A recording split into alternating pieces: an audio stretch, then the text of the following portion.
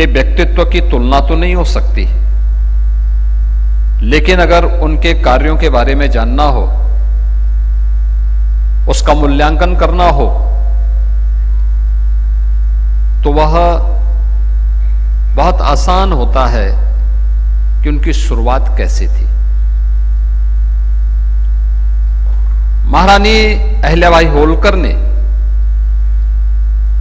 सत्ता संभालने के बाद बहुत स्पष्टता के साथ उद्घोषणा की थी कि मेरा पथ धर्म का पथ है, धर्म का पथ ही न्याय का पथ है, और न्याय का पथ ही हमें सर्वशक्तिमान और समर्थ बनाने में सहायक हो सकता है। और उसी भाव के साथ उन्होंने उस कालखंड में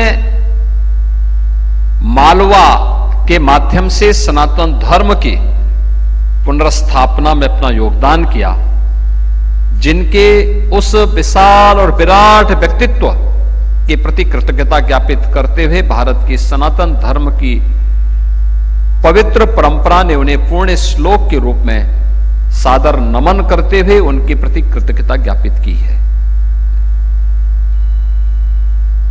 याद करिए, भारत के वैदिक उद्घोष ही रहा है,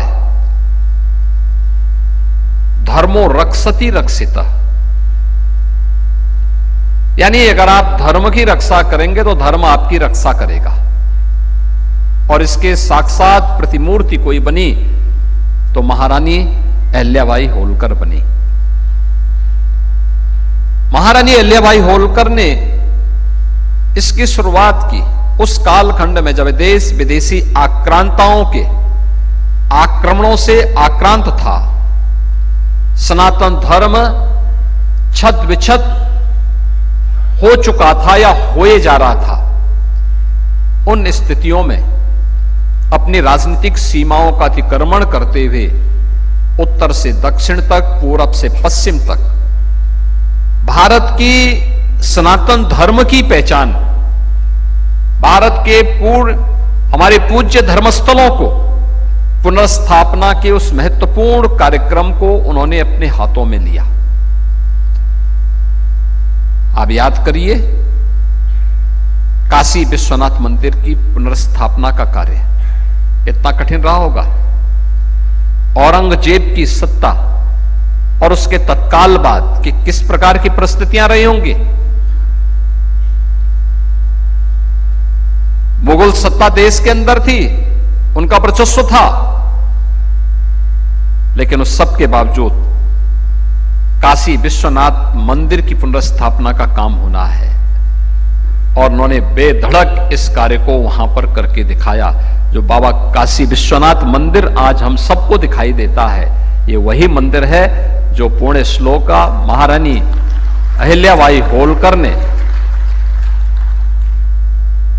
1777 से 1780 के बीच में स्थापित किया था।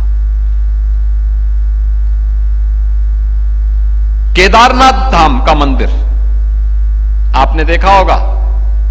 केदारनाथ धाम में अनेक प्राकृतिक आपदाएं आई, 2012-13 में भी आई थी, लेकिन मंदिर अजेय बना रहा। आप याद करिए, आज भी वहां का रास्ता, वहां का मार्ग अत्यंत दुर्गम है, लेकिन उस कालखंड में उस मंदिर को बनाना, उसको एक भव्य रूप देना। सोमनाथ का मंदिर